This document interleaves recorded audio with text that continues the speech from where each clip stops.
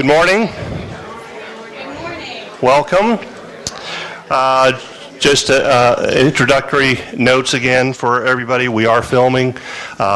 We will have a Q&A session at the end. We'll have a break between our presentation and the Q&A session where we will stop filming, I believe. Is that correct? We cut for a short time. For a short time and then bring it back up.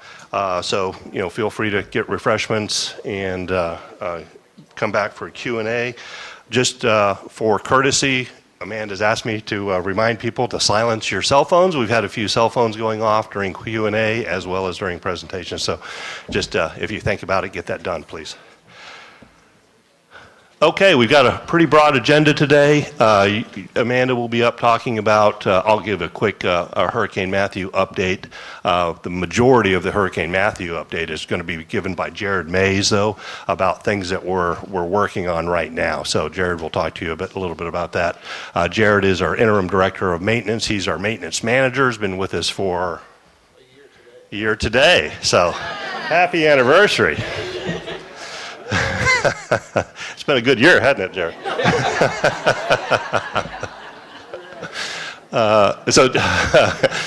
Amanda will talk about upcoming events, website launch, and community digital signage. I think at the last meeting we showed a quick picture. We'll give you a little bit of update on that.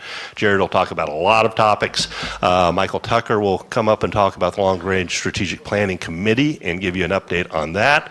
And then Toby will talk about a variety of different security updates and some heritage information. We're still working on a few things on heritage and probably will briefly touch on that as well. And then again, we'll end the meeting and take a 5-minute break and then come back for Q&A. Okay? So with that, just to let you know where we are from an expenses perspective, as of February 28th, we have spent $3.4 million in hurricane-related costs, including the vast majority of which is related to tree debris removal and the contractors that are doing that with us and with our team, as well as the labor that we're putting into those efforts as well. So that's a big number. It's continuing to grow. We're going to have our contractors. I don't know if Jared's going to speak to this, but our contractors are probably going to be working at least through the end of this month on this, trying to coordinate as much as possible with Crowder Gulf and to get this debris out of here and get some cost savings with Crowder Gulf still picking that up. For your information, if any of you is not aware, Crowder Gulf is doing in their last pass. So any debris needs to be to the roadside now. We're still getting things out. If you have something that's come up, please let us know, and we'll try to work with them to the best of our abilities to try to make sure we get any special circumstances taken care of. But you can contact our maintenance a work order line, and to the extent that we can work with them and try to get something accomplished, we certainly will try to do that. Okay, so a lot of money that's being spent. Just to give you a quick also update, we're reaching out to the town to try to get some additional meetings set up on the beach and trying to get resolution to the next renourishment project. The last information I heard was that it could happen as early as this summer. There's a rumor out there from a couple staff members that have met with some people that it may be moved up into May. There's a possibility to move it to May. So that news will be coming soon, and I know that the town is really trying to get this accomplished as soon as possible to protect those properties on the beach.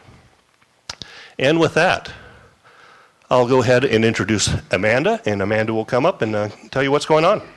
Amanda? Get all my stuff. Thanks, Brett.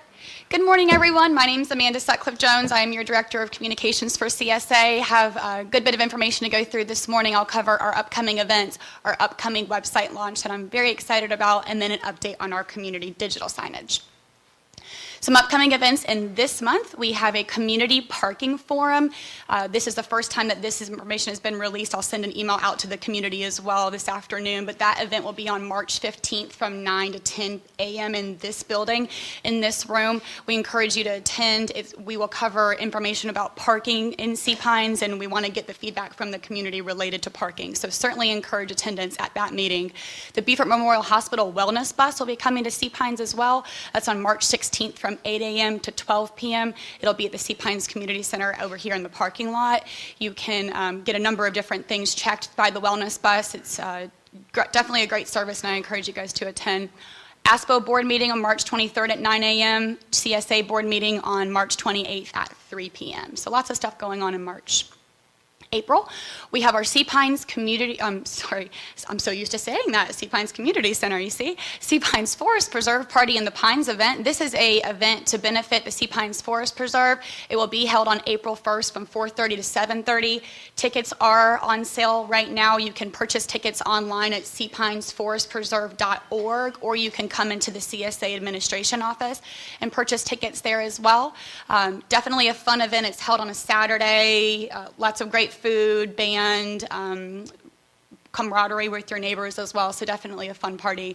Our coffee will be held on April 5th. It's going to be at 9 a.m. in this building, and then as we all are eagerly awaiting the Heritage is upcoming as well, April 10th to the 16th. For details and information, you can go to rbcheritage.com, and as a reminder, there are no CSA or ASPO board meetings in the month of April. What's coming up in May? We have our coffee on May 3rd at 9 a.m. Encourage you guys to attend. The Artists of Sea Pines is having an opening reception. It's going to be here in the community center. You can see some of their artwork on display right now. It's going to be on May 10th from 5 to 7 p.m. It's a very fun event. Definitely an opportunity to come out and see what the artists have to share. ASPO board meeting May 18th at 9. CSA board meeting May 23rd at 3 p.m. I am also working to finalize a date for the community shredding event, which will be held in May, and then also a community blood drive in May. So lots of stuff coming up. So what I'd like to talk about now is our website. So by a show of hands, how many people have been to our current website? You're probably familiar with this page? Okay. I have great news. It's about to be phenomenal and so much easier to use. So we did a survey. We also got a ton of community feedback in regards to our current survey. We had some downfalls there. It's a little tough to navigate as it currently is. It's hard to find board meeting minutes. It's hard to find documents that you're trying to get to. News isn't really convenient to find. So what we did is we took all that feedback that we got from our property owners, and we actually are redesigning and redeveloping the entire website of seapinesliving.com. And it's been certainly a process, and we are very excited to roll it out at the end of next month. So what I'm going to show you now are some snippets of, this month. It is the 1st of March. Look at that. So the end of this month. Thank you, Brett. So what I'm going to show you now are some snippets of the concepts that we're implementing into the new website. So this is sort of our color branding. You can see it's very different. I'm actually going to pop back over to this one versus this one. Different color concepts in there. What we are looking to do is have a mobile-friendly service, a tablet-friendly service, and a desktop-friendly service. When you go on our website right now on a phone, you can't read it. It's tough. It's really hard to even see what's happening when you're on an iPad, the same thing. Sometimes even a desktop, to be quite honest, on our current website. So the new website will be desktop, tablet, and mobile-friendly. It'll be easy to navigate, and it will have specific communications targeted to our users. So our property owners, we need to be able to get messages to you. Those property owner messages are different than our regular visitor messages or our messages that we need to get to our service providers that are inside Sea Pines. So there's certainly a need to be able to target our groups and to specifically get communications to those groups. These are some examples of the font. Down here is in the bottom right-hand corner. These are some of our, they're called style tiles. So much more photography will be implemented, which will be nice to be able to kind of showcase the Sea Pines community. You'll have community news, updates, upcoming events, much more easy to navigate and much more user-friendly. So I kind of went through that a little quickly. The website will be launching at the end of this month. Very excited. What our plan of action is to actually host some community forums so you can get used to the website, you can understand how to use it, and those will be scheduled coming up in March and April, and we're very excited to bring that to the community. So we're looking forward to the redesign and launch of seapinesliving.com. like to talk about our community digital signage. This is the similar slides that you may have seen at the coffee last month. I wanted to bring it back to the table so I can make sure that the community was aware of what was going on. Our signs at the front gates, 2 locations, Greenwood Gate and Ocean Gate, are signs that have to be manually changed out every single time we put an event up. It's very time consuming. It also has conflicting events that we have competing for the sign space itself. Currently, this is the sign over at the Greenwood Gate. These are both inbound lanes. This is the right inbound lane and the left inbound lane, so it sort of sits in the middle of that center median. It is not a lit sign, so it's extremely difficult to see at nighttime. Essentially, if you, if you're driving quickly, you almost miss it if you're coming by at night because it's not a lit sign. So we took some feedback and we also looked at some of the other community signage that Palmetto Dunes, Hilton Head Plantation, and Indigo Run are using, sort of to get a basis of what some other planned unit development communities are using in the area. And we came up with an initial concept similar to what's shown over here. So this is the current sign, and this is the proposed sign. At the meeting last month at the community coffee, we got some feedback in regards to sight lines. So that certainly is an issue in terms of everybody driving in and out of that gate every day. So what we're going to do between now and the next coffee is actually do a mock-up of that sign. So we have the dimensions and the size of that sign. We will build a temporary mock that will go up for a very short time, probably just a couple of hours, enough time for us to get some photos and really get an idea of what those sight lines will look like. As it relates to the scale and dimension of this proposed sign, and then we'll bring those to the community coffee so you guys can actually have a look. So it won't be something that will be up long term, and it should not be obtrusive just for a couple hours for us to put it up long enough to get some photos and then take it down so we can get some perception in terms of sight lines. We are really thinking through this process. This is not something that we're taking lightly. It's a big deal in terms of bringing community digital signage into our area, so we really want to think through these processes and then also take into consideration all of our property owner feedback as well. In terms of the community signage, it will be extremely helpful for us to have a service where we can update it on a regular basis, almost at the drop of a dime, and then not have to have somebody manually change out that sign is very, very helpful because I have to ask our maintenance crews a day in advance to go change a sign out, and it actually takes them upwards of 2 to 3 hours to hand cut those little slats that go in there. So it's very, very labor intensive. So our new sign concept would be able to be updated from the desk of a computer. So with that is my update. I will pass it now over to Jared Mays, and he will cover some maintenance updates for us. Jared? Good morning, everybody. For those of you who haven't met me, I'm Jared Mays. I've met some of you already, but look forward to working with the rest of you. I'm going to go over a few things here, starting with our new equipment. As you can see, our old backhoe versus our new backhoe. Quite an improvement. Just a quick background on it. We went from 83 horsepower to 109 horsepower. 13-foot dig depth to 17-foot dig depth. And, horsepower, when you're talking about cars, 10, 15 horsepower isn't much, but when you're talking about heavy equipment, that, 22 horsepower is a big difference, 25% increase. Okay. Also, we went from our old skid steer to our new skid steer. And that being said, we went from a 97 Bobcat to a 2016 JCB. Went from 46 horsepower to 74 horsepower, and the rated operating capacity, which is the weight that the bucket can lift up, we went from 1,500 pounds to 2,600 pounds, which is a pretty substantial improvement as well. And the overall weight, I know I didn't have a side-by-side picture because we had one go and one come back, but the overall weight of our old one was 5,368 pounds, and our new one is 8,232 pounds. So significantly larger, and we can do a lot more with it. So this is our Great All. We went from a 1984 Great All 660 to a 2015 Great All XL 4300, which the new Great All actually just arrived yesterday. I drove it off the truck and parked it back at our pit. So that's a fresh picture for you. We also went from 113 horsepower to 173 horsepower. And we went from a dig depth of 21 feet to 25 feet. So looking for these machines to be helping us with the projects we have coming up, and hopefully we can get everything where it needs to be with this equipment. So, as Brett mentioned, some of the projects we're working on as far as storm cleanup goes, I'm sure many of you have noticed we have started planting some turf, kind of repairing where it was damaged, and this is a good example. This is the front entrance of the Greenwood Drive. As you can see, it was pretty bare dirt. A lot of the turf was damaged. Basically, you know, our loaders riding on them, the trees that were falling, the piles that were sitting on them, just killed majority of the turf we have in here. So that was a good picture, good before and after for you guys to see. So Fraser Circle is another area. We got hit pretty hard there. There's a lot of openings, and you know, once again, the turf was dead. If you drive by, you may see some patches.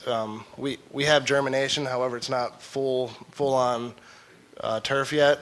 You know, I figure give it a couple more weeks, we should have really thick turf there, and it should look pretty similar to the front entrance. So, all right, just a reminder. Well, actually, before I move on to the flower rotation, as Brett mentioned, we are going to have our 2 tree contractors in here. We're having Tree Wiseman and Woodland Tree. They will be in here through the end of this month.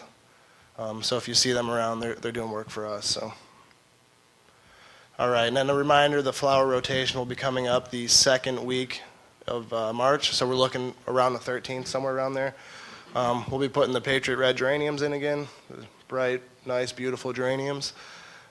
We will be starting at the back gate and working our way around. We'll do back gate, Fraser Circle, Plantation Lighthouse, up to Plantation, and the front gate. The flowers now looking beautiful. They're in full bloom. So don't freak out when you see them coming out. They're not going to last too much longer. They're not real heat tolerant. So when we get the 80-degree days for a week or two, they're going to start dying off. But once we remove the current flowers, I will let Amanda know so she can send out communication. We'll stack them outside of our maintenance yard, and you guys can feel free to come and take what you like. So. Palmetto Bay fence. This is another area where we are repairing due to the storm. As you can see, that's one picture of a tree that fell through the fence, but we have, it was approximately 800 linear feet of damaged fence from the storm. Yeah, it's, if you actually take the time to look at it, there's a lot of areas where it's damaged. We had gray bar fence out there working on it. It's not complete yet. They're currently working on it, and you know, we gotta make sure we get the fence back up so people have to come through the gates. It's a secure way to come through. So, okay, additional updates. The neighborhood debris pickup is going to resume soon. We're getting to the point where we can shift our efforts back to their normal job. We had to reallocate our resources to help FEMA and help move debris or advance debris. So once that opens up, I'll let Amanda know as well. She'll send a communication out to all of you. And another update you may see going on, we are replacing the lighting ballards on the leisure trails. Majority of those were damaged from the storm as well. But we'll be starting down on Lighthouse, working our way out, and we have 182 total. So we'll be working on those, getting those in. So if you see Jackson Electric out there, that's what they're working on. So. All right, now we'll pass it over to Mr. Tucker.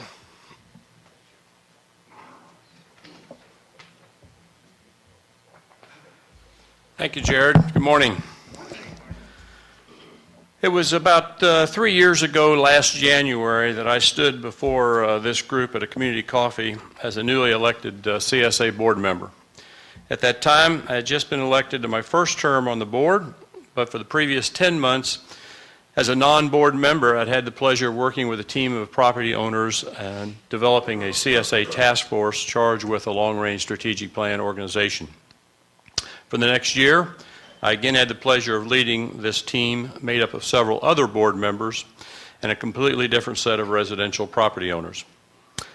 After first presenting our final draft at a community coffee and taking in the property owners' comments, the CSA Long-Range Strategic Plan was adopted by the CSA Board on February 23, 2015. We are starting our third year of that plan. That original document became the first long-range plan adopted and actually implemented by the Board in almost 20 years, and is still used as the foundation for our current and future actions going forward. At the time, we promised certain circumstances would require us to change or to modify the plan according to both internal or external factors. Today, we are keeping that promise.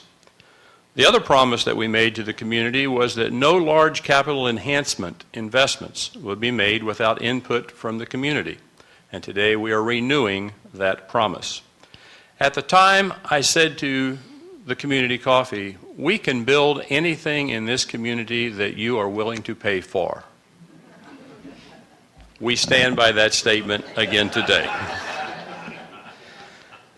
Circumstances have told us, however, that the time is now to look at the original plan and to make the necessary course adjustments for the next few years. For those of you who were familiar with that plan, it contained 4 major initiatives. The first was to assure the financial sustainability of Sea Pines by continually evaluating the long-term needs of our community. A couple of points that were in that plan were develop an emergency reserve fund. We've done that. Develop a 5-year financial business plan. We've done that.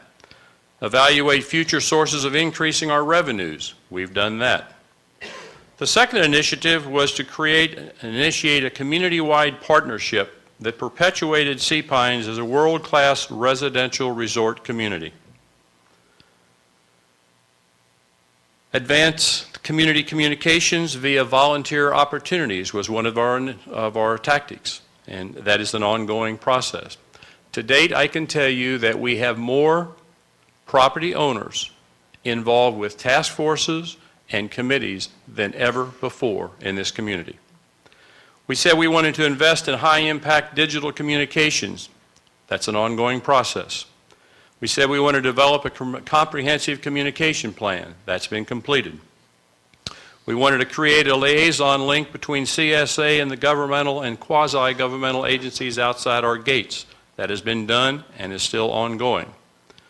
Our third initiative was to develop policies and programs that would enhance and preserve the quality of what we call the Sea Pines lifestyle. That is an ongoing process. We said we wanted to improve the floral plantings to make our community more beautiful. That's been done and is ongoing. We said we wanted to create a solid operational and financial plan for Six Oaks Cemetery. That is done, and that is an ongoing process. We wanted to assist with plans to enhance the forest preserve and make it more open for people to come and visit. That has been approved, and we are working towards enhancing that facility. We wanted to improve the safety on our leisure trails. That has been done, and it continues to be an ongoing effort. Our fourth initiative was to create and maintain a trusted governance model. We just completed, some of you attended, a 4-part educational series on how CSA actually works. That's been done. We started last year publishing all the actions every committee was actually working towards, what they were thinking about doing, what they were planning to do, and what was being done in the progress of that. We began initial steps of creating leadership academies to better prepare residents for service on task forces, committees, and possibly on the boards. Since that plan was adopted in 2015, we've added Brett Martin to our staff. As you know, all of us who lived through a hurricane appreciate the staff that Brett has put together to provide a trusted governance model for this community. These are the nice achievements, but because circumstances change, we must redefine our plans and prepare our community for the successes and the challenges that might lie ahead. For this, we need your help. Back in 2013, close to 450 residents sent me over 600 suggestions on what needed to be done in Sea Pines. I hope you will exceed that number going forward, because it was that foundation that made the long-range strategic plan your long-range plan. It was not set in stone by the board. It came from property owner input. That having been said, today I'm again asking for that same input so that we can move Sea Pines forward. Our newly formed Long-Range Strategic Planning Committee will look at every single suggestion. We will prioritize them to determine their validity as well as our ability to execute them. Here's our contact email and the 2 questions I have for you. We're seeking the answer to 2 main questions. Number 1, what is needed to make Sea Pines a better community on Hilton Head Island?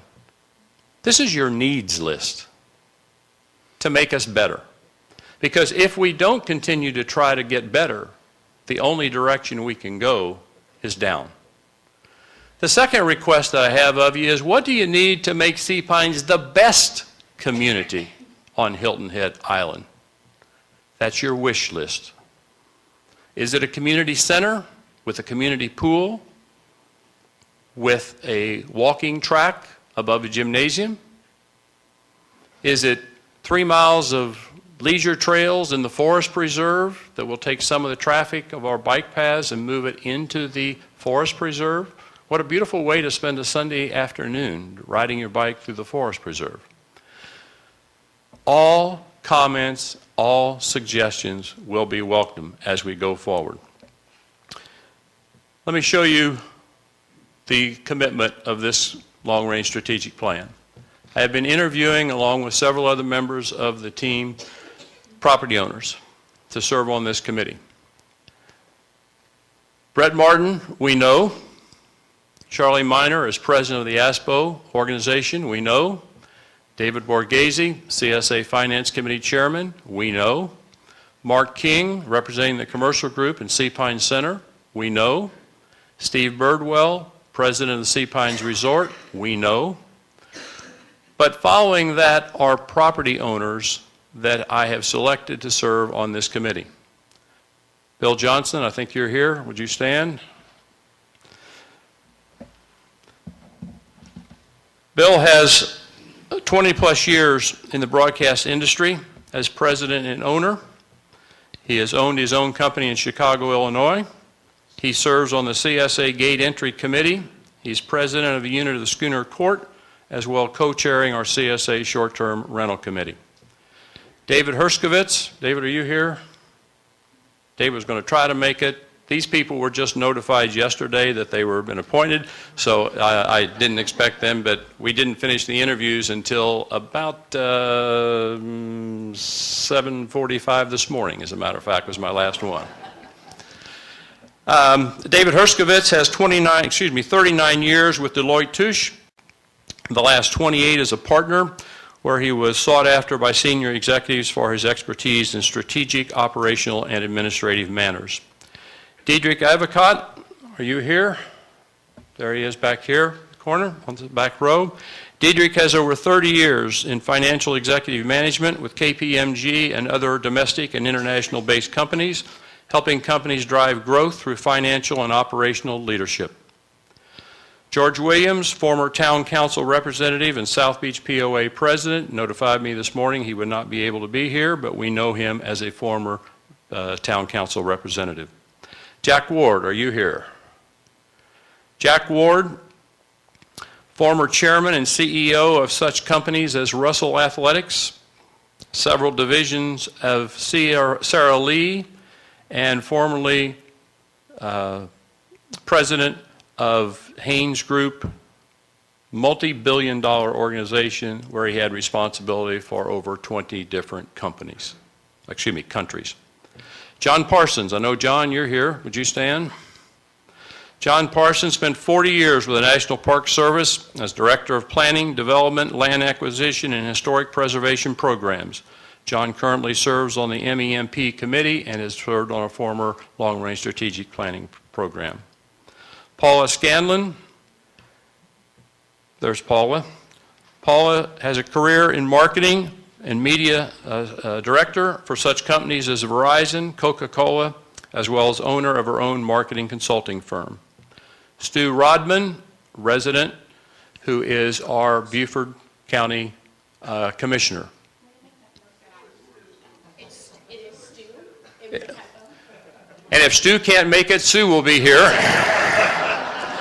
She doesn't know it yet, but... And of course, Tom Lennox, who is our current town council representative, and Tom served with me when he was just a resident before he became a town council representative. This group of individuals, I am very happy to say, from the property owner perspective, bring us a completely different viewpoint. On average, this committee has 13 years of property ownership. On average,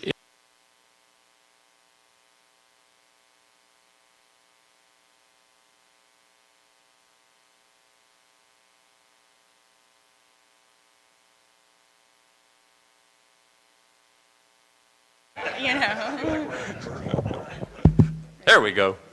This committee has 13 years average ownership, it has 7 years average residency, and it has 26 years average experience in strategic planning and 28 years experience in executive management. So this is the group that's prepared to work with your suggestions, and we will be working with Brett going forward. The change this year is that in previous task force, the board created the long-range strategic plan. When Brett came on board, we handed him the plan that was adopted in 2015. It's now time, because Brett soon hits 3 years with us, that this plan, long range, is adopted at the management level and not at the board level. This board group will be working, this group of volunteers will be working in conjunction with Brett as we roll out the plan. Our initial efforts will be for 2018, and we will then work going forward to about 2023. But once again, we cannot do this until you give us your input on what is important to you as residents of this community. Thank you.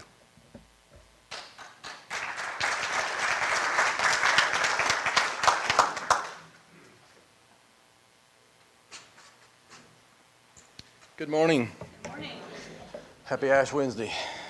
I was sitting in the back and I wasn't not feeling the love after watching Jared's presentation of all the heavy equipment and 800 horsepower. And I got a 10-power smart car I can drive through the door.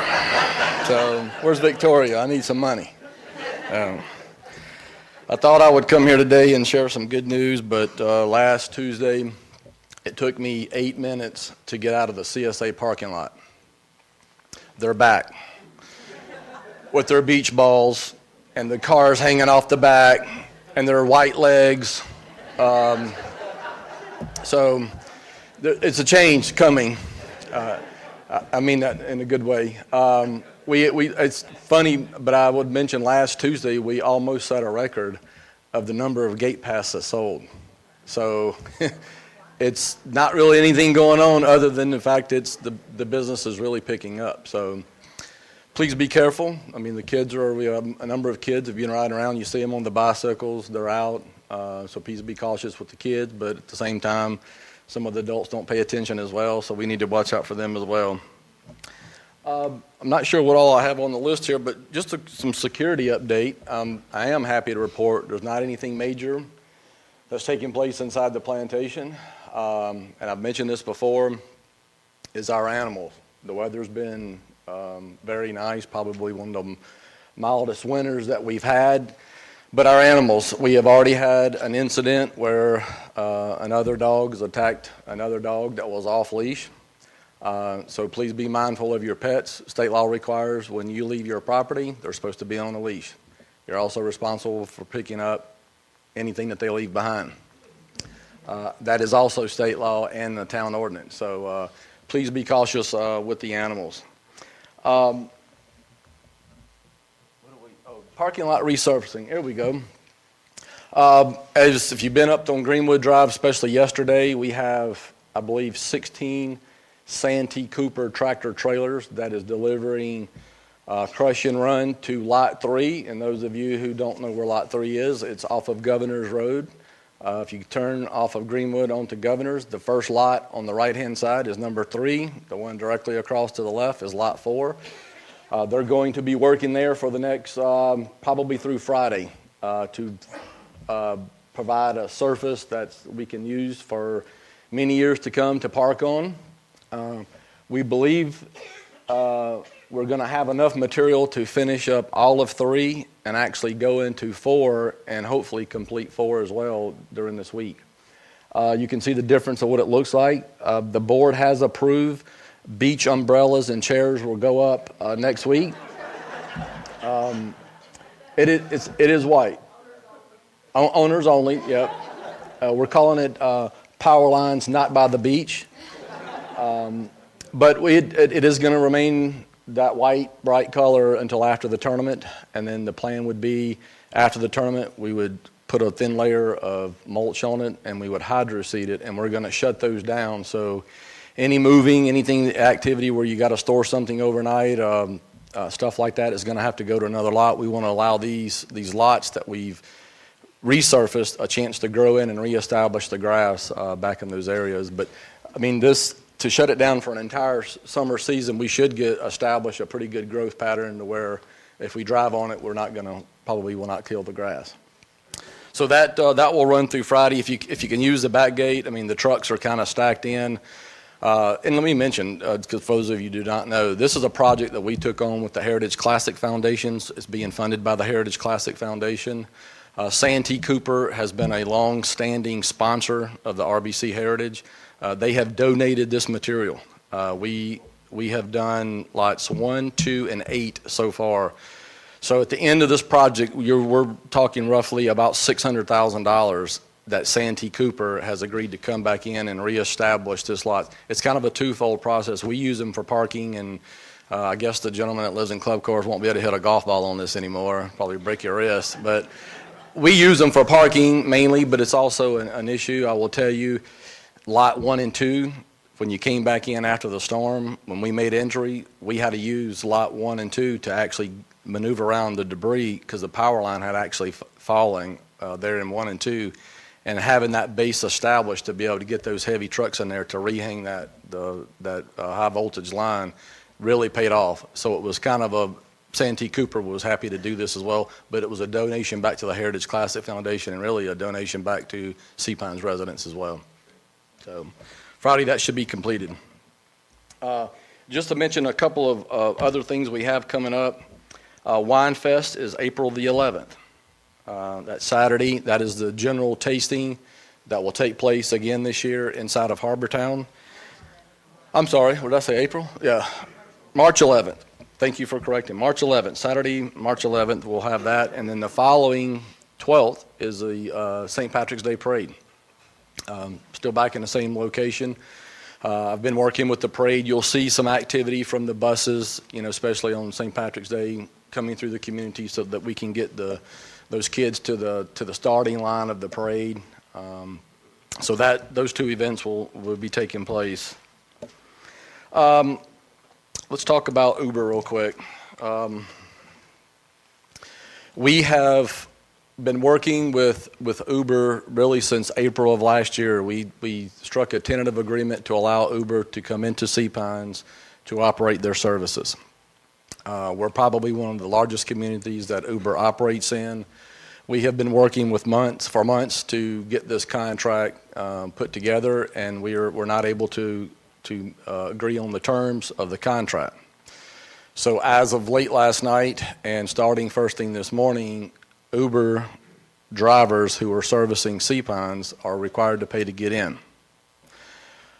With that, if you were to turn your Uber app on, if you Uber, and you're inside the footprint of Sea Pines and you turn it on, there's a message that come up and says, Uber services suspended in Sea Pines.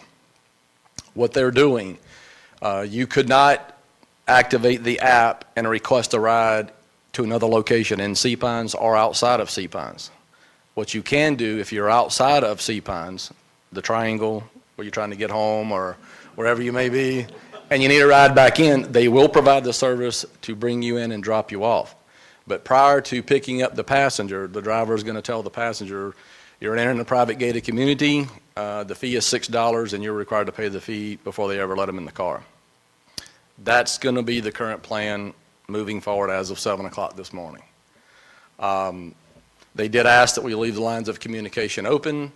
This is, I mean, I know that a lot of property owners use Uber. I do myself because they go to the airport, so it's gonna make some changes, and unfortunate it's right before our tournament because we did roughly 2,700 trips during the tournament last year.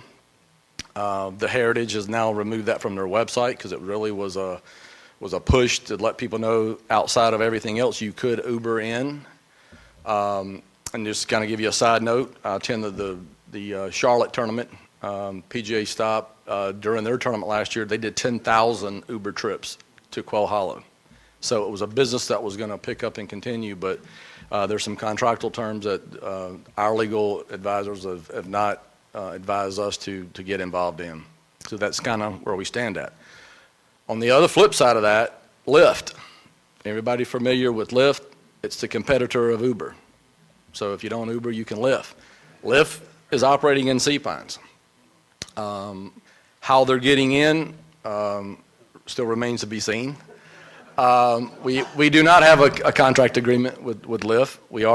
I have sent some emails to Lyft management to try to find out, okay, we know that they're servicing Sea Pines, and I'm not going to go into details because I'm on video and I don't want to have to recall this at a deposition. But we're working on that. But you can, if you activate the Lyft app, which I did last night inside of Sea Pines, it does show that they provide service inside of Sea Pines, as well as our other cab companies and just about all the other cab companies that operate inside of Sea Pines. They purchase commercial decals for their vehicles, so they just kind of come and go when they need to. So there's several issues, but they don't want to pay the fee, and it's a contractual term issue as well. And we are right around the tournament time, and I just want to give you some updates for the Heritage. There has been some changes this year, not many. With the storm, Honey Horn has been our general spectator parking. There's not going to be, contrary to property, but if there is no spectator parking inside of Sea Pine. So because Honey Horn's out, we're not moving them back in. General spectator parking for the tournament will be at the school's complex. That's the high school, the middle school, the elementary school. There is 1,000 paved spots, not counting the grassy lawns that you can park on as well, but there's 1,000 paved spots at the school. The town of Hilton Head, I can't remember the name of the church, but it's off of between 278 and the school. There's a church and there's a right-of-way, another power line that runs through there. The town of Hilton Head is in the process of cleaning that power line up. When it was put in, it was supposed to have been an overflow for the school complex. I'm hoping that with what is occurring now that we're going to reactivate that and turn that back into a parking situation when we need it before, because the car show, events at Honey Horn, it's a great location to do that, and it's just really open space. So we're going to utilize that as an overflow to fill, and we're still working out an agreement to use a right-of-way off of Gumtree that we're still putting the final touches on. So general spectator parking will still go to the schools. Coligny, we will still run the shuttles from the Coligny Beach parking. That will still be in play, but there's no general spectator parking inside of Sea Pines. Let's talk about entry into Sea Pines. Your ticket, your RBC Heritage ticket, will not get you into Sea Pines until after play. So with that, same plan that we did last year, if you have a ticket of the current day, we will let you into Sea Pines at no charge, and that would provide you access into Harbor Town once the roadblocks come down. We don't take the roadblocks down going into the Harbor Town area until after play is completed. They go up at 6:30 in the morning. I do not anticipate them coming down. Monday and Tuesday are short days, possibly 5:30 in the evening.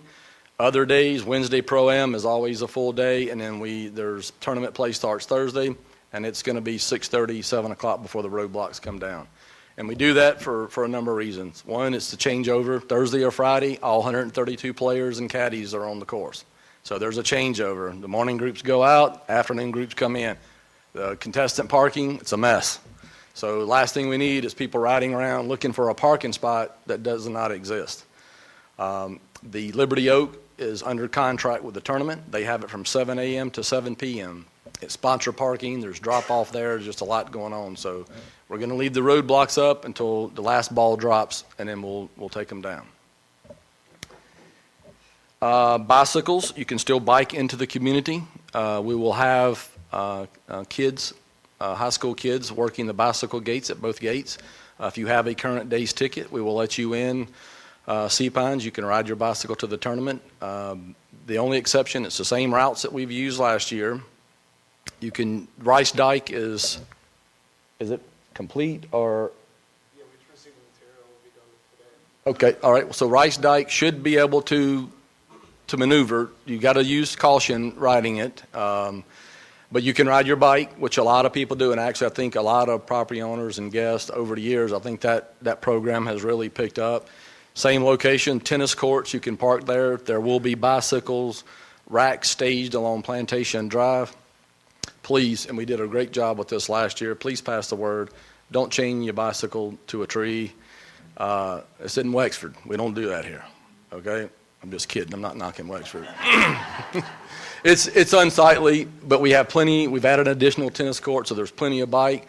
Frank, remind me, is the Lions Club assisting with that? Guanas and Kicking Asphalt will help you put your bicycle on a rack when you go down to the tennis court. So plenty of room, ride your bike, and have a good time. There is a couple locations where signage would be up that we ask that you walk your bicycle, but there's plenty of parking for that. Hang tag distribution will start April 3rd for property owners. So that's Monday. You can go into the CSA administration building. If you live inside that footprint that you have traditionally received hang tags before, go in. The ladies are ready. I think the hang tags arrived today. And we will issue you your required hang tags. For those property owners that you know that are going to rent their house out, the property owner will need to sign an affidavit relinquishing their hang tag so that someone else can sign for them. We do not give them to anyone else without the property owner's authorization. So you can't send Aunt Sue in to get your hang tags because it's not going to work. So we guard those with everything we have. So please start April 3rd. Go in and see Sarah. The ladies will be ready for you to do that. You will need the hang tag to get through any of the roadblocks within inside the Harbor Town starting Monday. You can't pull up, and I'm a property owner. I've been here 20 years. Because it's not going to be just our CSA staff. We're going to have multiple. There's going to be troopers from all over the state working the roadblocks and another private security firm. So it's just not going to be us. So you got to have the proper hang tag. Our office will be open 7 days a week during tournament time, to include Saturday and Sunday. So those are arriving in the middle of the week that need to get the hang tags, we will be there to hand them out. Prohibited items during the tournament, please look at the list. There is a general information sheet that the tournament is putting out. It has all the information in there. There's not any changes that's going to take place from the prohibited item list from last year. You can bring chairs. You can't bring the bag that the chairs go in. You can bring binoculars, but you can't bring the case that binoculars go in. So it's bags, ladies' purses. I know that it's summer season. You can't bring the beach bag to the tournament. Where you put, when I'm talking about a beach bag, I'm talking about this big bag that you carry around. You can't do that.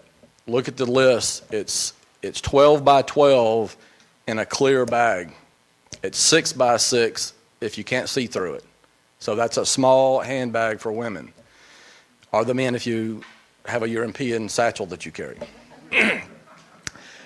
Speaking of bags, if you have people that are catching the tournament shuttle, or at Caligny, or at our general spectator parking, you cannot get on a bus with a prohibited item.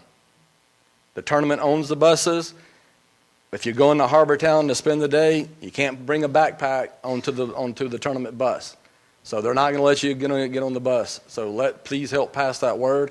We're unique with our tournament because we have 654 homes that line our fairways, both sides. We do realize that people walk out of the back doors onto the golf course for prohibited items. We're not going to put a tag on it and let you continue to walk around. You're going to be asked to leave the golf course. That's the rule. That's the way the rule's always been. So please help us out.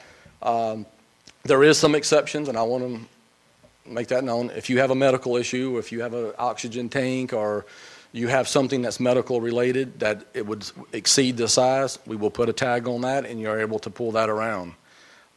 If you have child care, anyone got infants? not in here. If you have a stroller, or your grandkids, or you're pushing the grandkids around in a stroller, we do permit strollers. Security will probably look around the bag in the stroller, but we'll put a tag on that, and you can move the kids in and around strollers. So those items, not a problem. It's just the other stuff that we're trying to prevent. Okay? Handicap parking. There is a change with handicap parking. We have, in the past, have used the 13th green as a handicap parking. This year, there's a change to that, and actually, I think it's a good change. We've issued more handicap parkings in the last couple of years than we ever have. We are moving handicap parking to Lot 4. That is directly across the street from the CSA building. You will have to go down Governor's Road and go in the entrance. The little slot across from the CSA entrance, that's going to be the exit. You have to come in to CSA to be issued a handicap authorized hang tag to get you into that lot. The tournament will provide a shuttle from that lot to drop you off at the front door of the clubhouse. That's where you get dropped off at. That's where you get picked up at. So, handicap, if you need to go down. They will ask for your vehicle registration. Please do not send your kids, those who are able bodies, to walk with your handicap placard to the handicap lot, because we're not letting them get on a shuttle.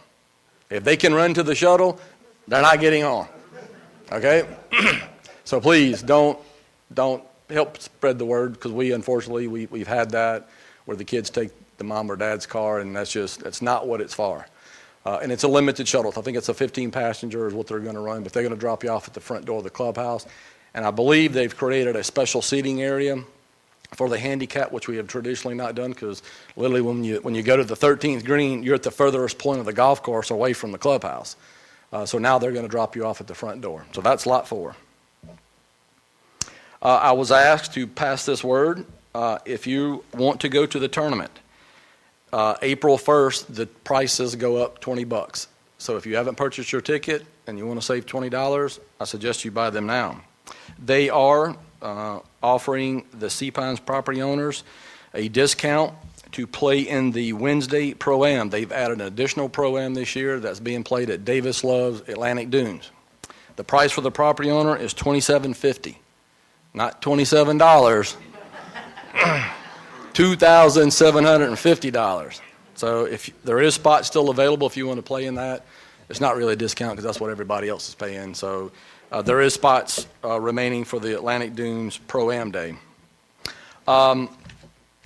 Just a couple of other items. How many people have attended the opening ceremony for the tournament?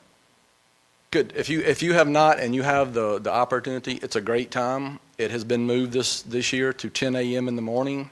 They're trying to there's players out on the golf course. There's the Monday Pro-Am going on, so they're trying to clear out early before the players make it around to the 18th. It starts at 10. The parade forms at Liberty Oak. It walks about halfway around the Harbortown Yacht Basin, and then when you turn to go towards the clubhouse, they walk up the path to the front door of the clubhouse, make a right on Lighthouse Lane, and then they go out near the cemetery into the 18th fairway and then walk to the 18th green. CSA, we own a cannon. We fire it every year and have. This will be the 49th year. So come, and we're going to fire the cannon. Our past champion has apparently decided he's going to come and play this year to defend his title. Is planned to hit a ball into the Calabogie roughly about 10:30. So that starts. You will need a ticket to get into the bleachers at the 18th green. I had the opportunity. What is today? Wednesday? Monday was media day for the RBC Heritage. I had the opportunity to play with Mike Zavada, who is the vice president of Boeing. He informed me that there will be a flyover. He's about 96% sure that that's going to take place. They're finishing up the aircraft. He was very tight-lipped about which aircraft it was going to be. I know, but I'm not going to tell you. That will take place. It's planned right now Saturday at 4 o'clock. So it's live TV coverage. It's a great time. The stand's still the same plan. They would make 2 passes. The pilot would come down, make the 2 passes. The second pass, I think a lot of people miss because you have to really watch the aircraft and watch the maneuver that the pilot puts the plane in. Because if During this time, because most people don't know, I'm there on the ground at the 18th green with a radio technician from Boeing so that I have radio communications with the pilot in the event we needed to divert the aircraft during the show. I wish I could play it live because you should hear the pilots that are in there flying this aircraft, because you think it's a Sunday afternoon, they're having a blast. Because they're flying this plane that this plane doesn't normally get to put these maneuvers in, and they're having a blast with it. So Saturday, 4 o'clock, it flies straight from the tee towards the green. This year, Tito's Steelhouse is the new sponsor on the Heritage Lawn. It used to be the Grey Goose Lounge. Now it's going to be Tito's Steelhouse. That will go on the Heritage Lawn. The tournament, we have worked over the last couple of years to spread the population in and around the tournament and just kind of spread it out where we don't have these masses in and around the 18th, 17th green, 18 tee box. They have created a new venue. It used to be called the I've got a senior moment going on here. It's in between holes 1 and 9. It's going to be called Wine at 9. It's going to be an upscale wine bar with seating where you can watch play on the 9th fairway. It's apparently they're in the process of putting the golf course up. It's going in now. It's supposed to be very nice. So that'll be hopefully a new location that people and kind of spread out the number of people on the golf course. Next year is our 50th, and I made mention to Mr. Wilmot yesterday, since we're doing Wine at 9 on our 49th, I think we're going to do Shots at 6 next year for our 50th. Because we're not providing enough beverage, so I think Shots at 6 will be good. And the other last thing I would like to cover is just really the mobile phone policy for the tournament. The tour has realized that you have players, not all players, some players tweet in the middle of a round. They've allowed cell phones. Everyone has a cell phone in their pocket now. Please make sure that you put it on silent. Monday through Wednesday, you're able to take photographs of the players. Once tournament play starts, it's prohibited to take a shot of a player in the process of executing a shot. I get to interact a lot with the players, and they're doing this, they're trying to earn a living, and the last thing that we need, and we're a close tournament. I mean, this is one of the best tournaments. If you want to see a world-class golfer hit a golf shot, you can get to our rope and see whoever you want to see hit a shot up close. So please don't have your phone going in the middle of the backswing taking photographs, because at that point, then we have to do something. There is some designated areas if you need to take a phone call. It's not a problem. So please help us out with that. And I believe that's all I have. Thank you.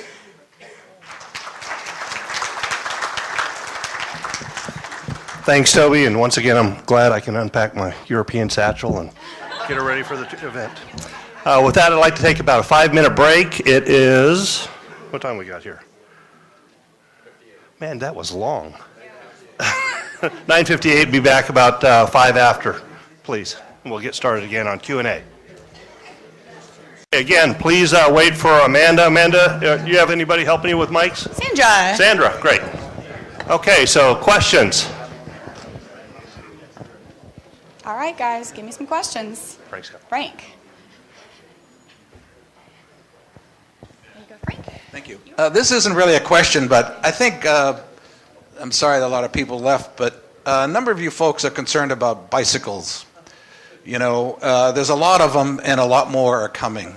This is a very popular thing. It's all around the United States. So the Chamber of Commerce, the town of Hilton Head Island, Bike Advisory Committee are collaborating on a biking symposium that's going to be held on Hilton Head Island on March 23rd through 25th.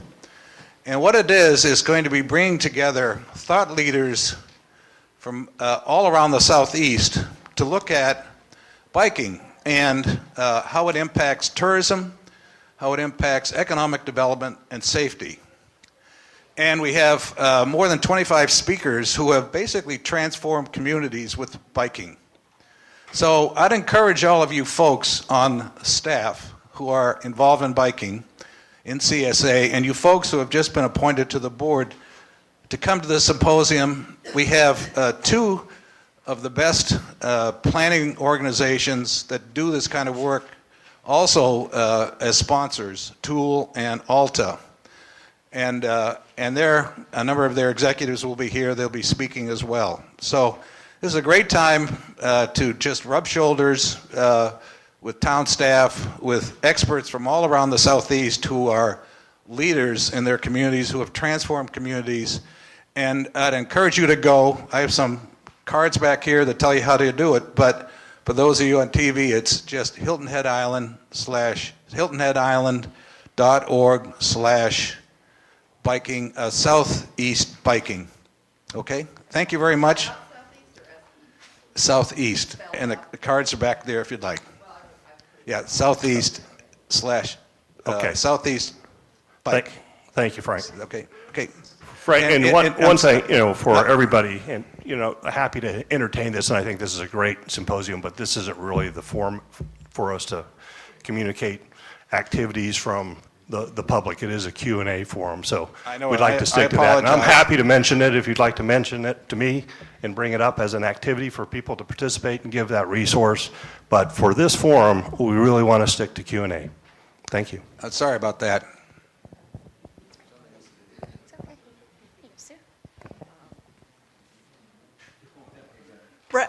Brett, this is for you and Jared. I was at last week about the CSA and ASPO boards, and you mentioned something that I didn't know about, but I had to leave. So this is a question I should have asked last week, but more information came out today, so it helps. You mentioned that there was going to be corridor enhancements, and there were 3 of them. One was Greenwood, one was from the Ocean Gate. I think the third was Lighthouse or Plantation, whatever. Red lights went off when I heard that, and I thought of Roadmap 2020. So what I want to know, and Michael Tucker said today that no major improvements will be made. Are there plans for these enhancements, and what are they, and where's There is a couple things, Sue. One, in the long-range strategic plan, one of the key topics that we went out and provided to the community from Michael's research were, 4 areas of possible improvement. One was the gate, and that came out in the survey as the number 1 priority. Closely behind that was landscape improvements, and I believe most of that was related to corridors. Number 3 was the Forest Preserve project, and number 4 was a community center. And we surveyed that, and those came back. With that, we have gone back and looked at the number 1 and number 2. One is gate entry, and we've done some planning, initial planning. And the most important part of both of these plannings was that we did some surveys, and I'm talking about not community surveys or written surveys, actual land surveys, so we can understand the areas that we own. Did I lose that again? The areas that we own, and give our any planners who would look at how we might enhance those with a plat, if you will, or a format to put those in. And some of those have been done, and there are some proposals that are being planned, and we have some, not on a budget perspective, but down the road, some plans that were placeholders for. But the final plans for the landscape corridor are not final. There's no final. There's a presentation. It's gone somewhat to MEMP, but not a lot of detail. We have, I believe, delineated some improvements for 1 phase, 2 phases possibly of that, and those are going back to MEMP. And if they feel comfortable going forward with it, we will present those back to the community for input. Okay? Well, So, but I think what I said at the last meeting is that even that stage and that plan has been interrupted by Matthew. And that has made a big change. It's actually, from the most recent information, probably saved us some money because there were some trees that needed to be taken out. And other things and they're gone. And then we have to adjust what we would put back as well as budgets and anything along those lines. Okay. And, I mean, you've said that that corridor is important, but the Yes. survey that was that 2015, the end of? Yes. That said one of the most important things in Sea Pines is the natural look. Absolutely. I hope this enhancement Yes, so does not involve lots of money with, as I say, I thought of the palm trees that were going to be under the oaks, Yeah. Roadmap 2020. No. I don't want to see that. Well, And I don't we- think 75% of the plantation wants to see that. And actually, what we did with that is prior to doing the survey, we did another survey too. We did a landscape survey that was a written survey, and we surveyed, I believe, 800 property owners to get feedback with pictures. And I think David Henderson made a presentation at one of these probably last year about the before and afters and what your tendencies were, and the more natural look was favored, and that's what the guidelines were to the landscape architects to provide back to us a plan that is on the natural side, not the, if you will, the curbs and the ornamentals and things like that. So that was the direction that they've given, and we believe that that's the plan that's been at least initially developed in the first phase of what was presented to MEMP. But again, that's all got to be relooked at, and before anything is actually done from a financial perspective, it's got to come back to the community. Okay. That's what I wanted to hear. Thank you. Go to Dan. Excuse me, Frank. So sorry. Dan Westerbeck, ASPO board member. During the presentation Toby made, there was no mention of the trolley service for the residents. I'm curious what the status of that is during the tournament, please. It's actually on my list and I forgot it. The trolley service will be running again this year during the tournament time. Monday through Wednesday, we start a little later in the morning, but come Thursday, I believe it's 6:30 in the morning. Today, we're signing a contract with Enterprise. Following the trolleys will also be a 55-passenger van, so that when we get to a stop and the trolley's full, we're hoping that the vans that we're renting will also provide pickup service to those property owners. 15 passenger vans that we'll use. Same routes as last year that we're going to use for this year. So they will go to Harbortown? That's 9 o'clock tomorrow morning or Friday morning. That is going to be discussed of where the drop-off will be at. As you know, when that was floated at the last CSA board meeting that the drop-off would be here in lieu of Harbortown, that did not go over well for the residents. Because as you know from your own survey, the residents are intensive users of the trolley system that week, and it's an amenity we appreciate. Yes.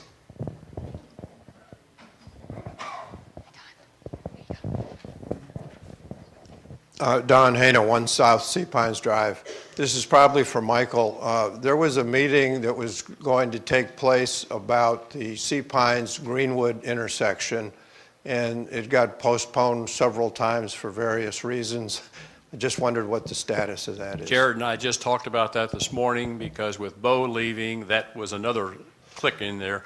Jared is going to have those presentations ready for me, he said, as soon as he gets back in. So we will be scheduling that probably by the end of this week. Okay. Thank you. And I think that got canceled due to the storm, right, Michael, at one point? Yes, yeah. Other questions? All right, I'll come back to you, Dana. I feel like Vanna White over here, you guys. Hello, Dana Advocat, Deer Run Lane. This is for Toby. We happened to be driving to Bluffton yesterday and got stuck behind a big CSA vehicle being towed out. And I just wondered if it was one of the big earth movers that got changed out this week, or it looked huge. Yeah, that was being replaced by the new one he put up this morning. Okay. It was broken. Okay. Yeah, it broke down yesterday and we had to tow it out of the road. And then the tractor trailers here that's providing the service in Lot 3 didn't really help matters none either. So we're trying to stagger this where it's just not such a huge impact on Greenwood Drive. Okay. That's what it was. It was the old gray. That was the oldest Old picture gray that lot. you saw, the one that broke down on the road. That was it. Yeah, it was going to be Charleston, yeah. Other questions? Okay, oh, there we go. There we go. 2. Jared made reference to the I'm going to bring you the microphone. Just give me 1 second. I'm getting my exercise today. I like it.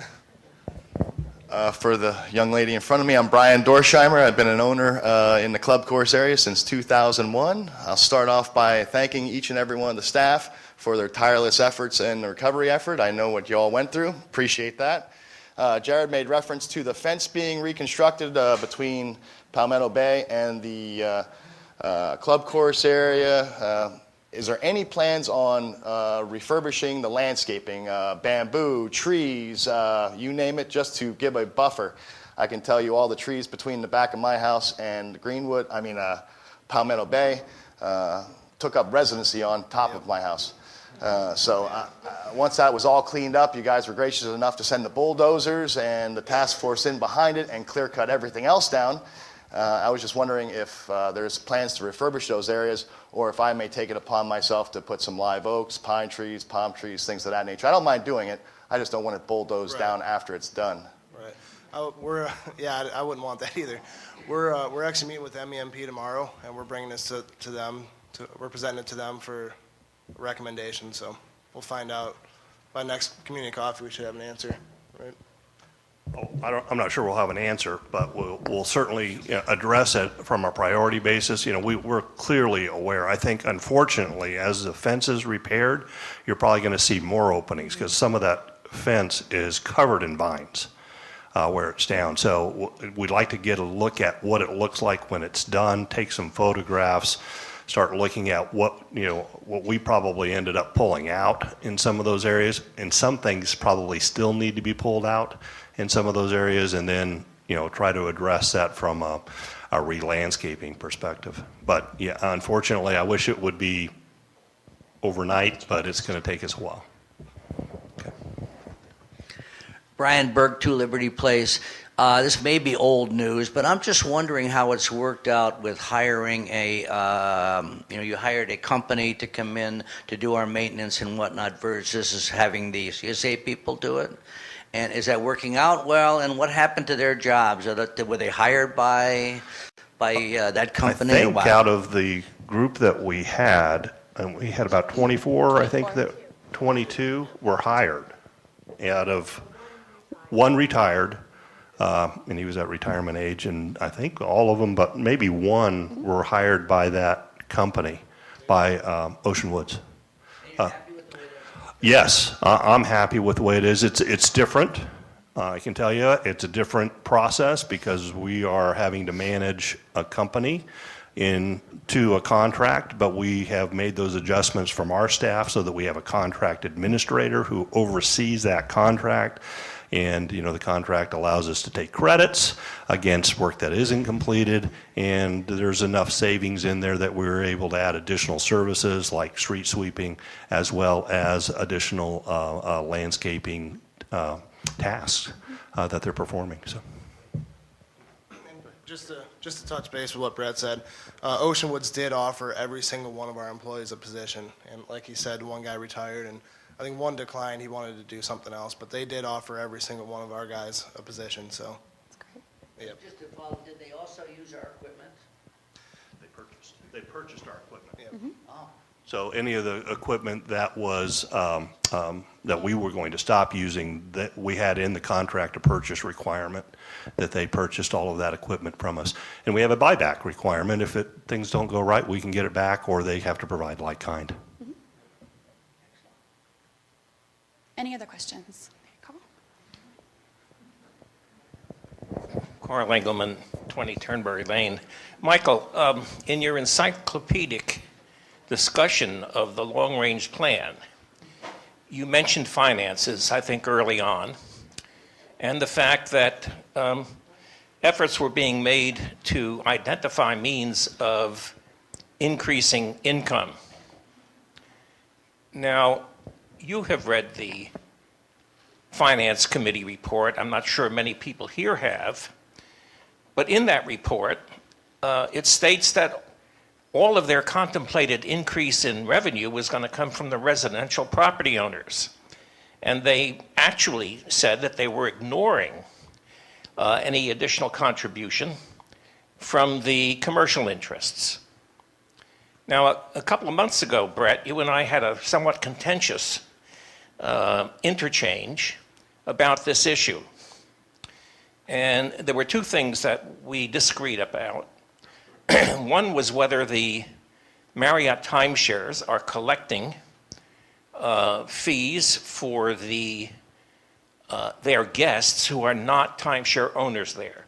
That is, those who trade for those places or who rent them.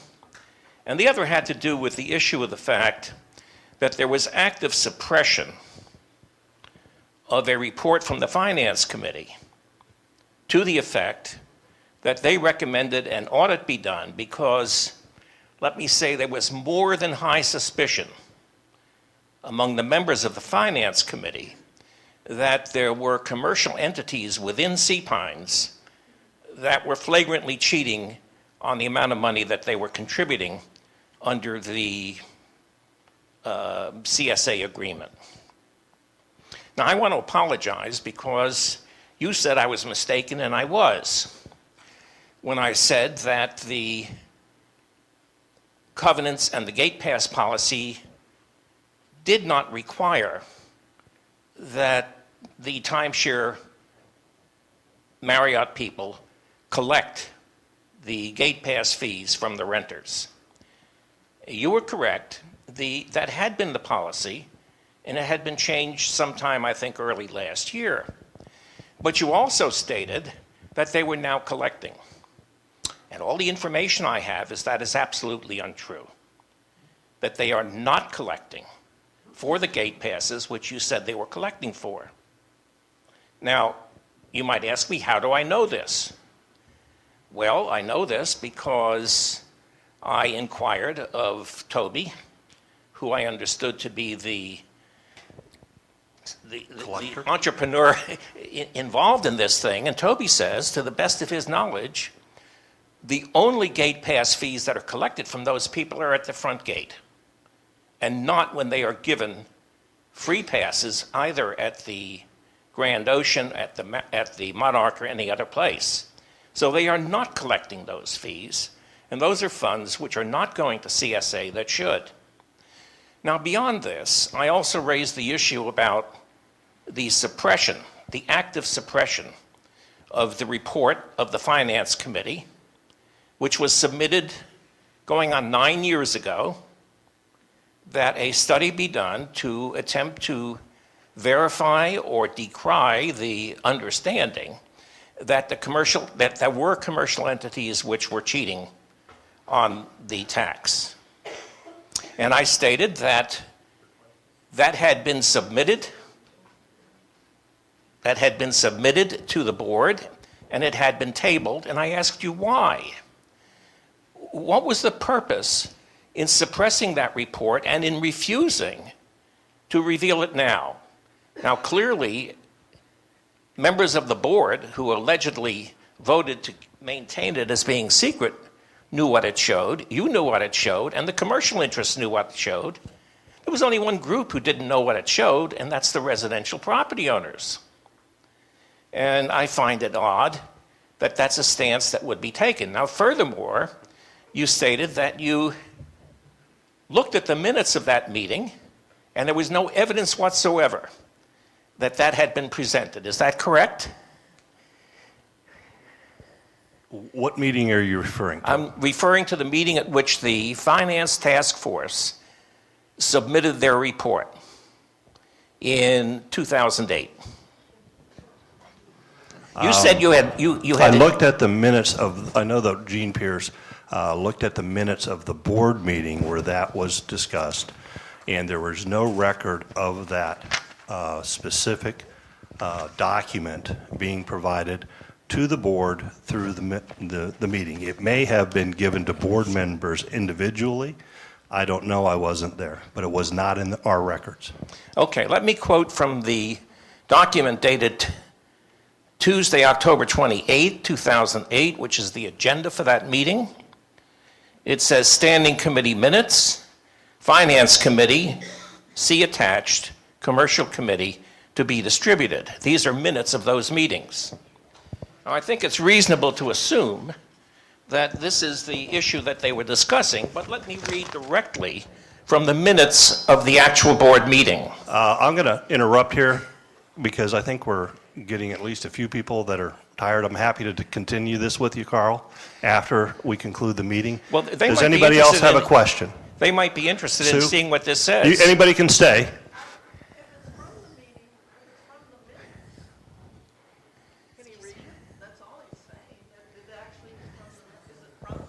Carl? It's from the minutes. Yes. Thank you.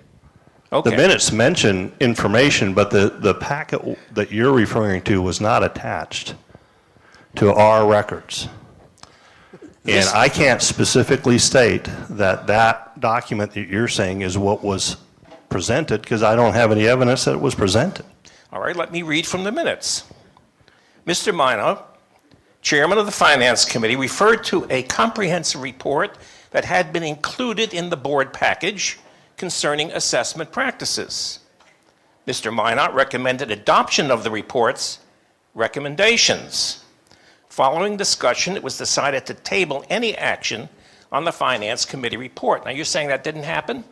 I'm saying that document wasn't attached to the record.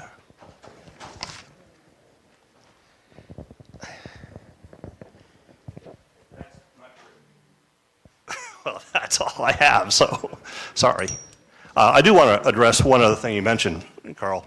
One is you determined that, I think you stated that rentals pay a fee and exchange guests. Exchange guests are not renters.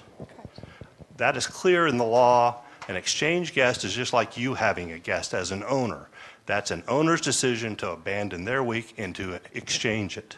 We do not have a gate entry policy requirement for an exchange guest to pay a fee. It is a privilege of the owner to exchange that and to use that. It's not a rental. I was referring only to the timeshares. That's what I'm That's what referring he's to. talking about. Those are not rentals. Those are not rentals. An exchange is not a rental. If you look in the revised gate pass policy, Yes. it says that they're No, it does not. It says renters are. Other questions? Thank you for coming. We will post this video to our website as soon as we get it back from the videographer. We appreciate your attendance. Thank you again.